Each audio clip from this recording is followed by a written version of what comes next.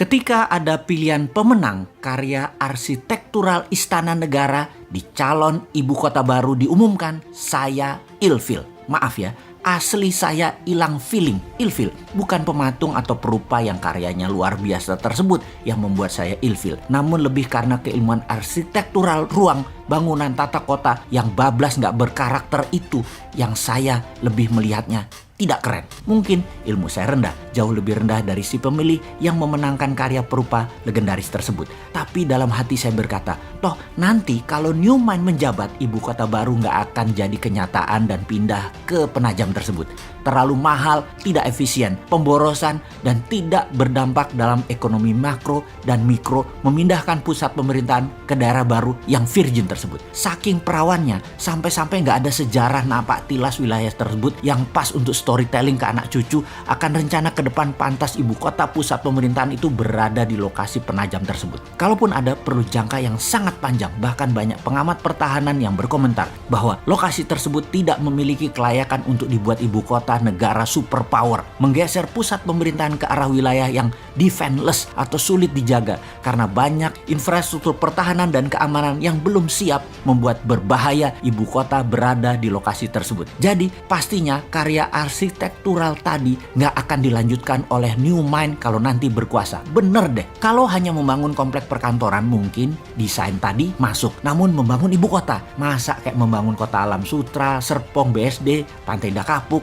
gitu sih modelnya. Membangun pusat pemerintahan itu membangun Wakandanya Black Panther. Sekali lagi, Black Panther ya, bukan Blackpink. Bener deh, kalau New Mind pusat pemerintahan tetap di utara Jakarta, bekas tanah reklamasi. Sekalian buat benteng laut utara Jakarta. 5.000 hektar itu New Wakanda. Full teknologi, full digital, paperless, kontrol satelit, telekomunikasi jalur baru, e-rupiah, digital aset, dan banyak lagi ke depannya yang dunia pemerintahan butuhkan. The real e-government. Masa membangun ibu kota di abad 21 kayak membangun properti perumahan gitu sih? Hanya casing doang.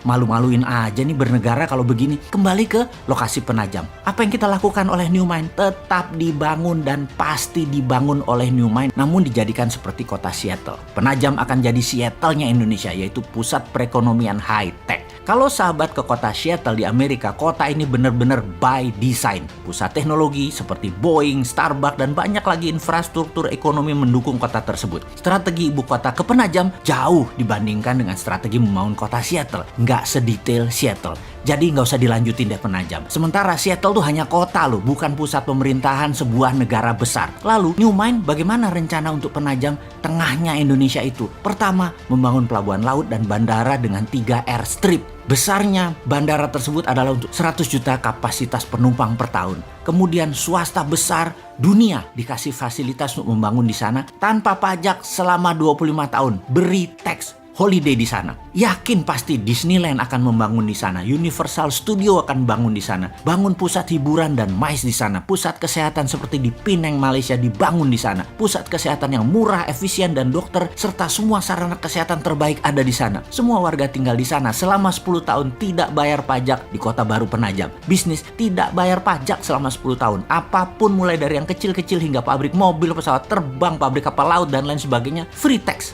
Berlaku e-rupiah di Penajam dan pendanaan lewat SWF e-rupiah printing money di Penajam. 2.000 triliun dibanjiri di Penajam dengan e-rupiah setiap tahunnya selama 15 tahun ke depan. Yakin pasti 2 juta populasi akan pindah dalam 5 tahun ini dan 10 juta populasi akan ada di 25 tahun dari sekarang. Indonesia di tahun 2045, Penajam adalah darlingnya Indonesia. Kemudian pusat pemerintahan di Pulau Reklamasi yang sekaligus membangun Great Giant Wall, dam laut untuk menahan banjir Jakarta serta pertahanan laut utara pusat pemerintahan tersebut. Di sana adalah e-government pertama di dunia dan e-rupiah pendanaannya. Aduh, jadi kangen masa depan.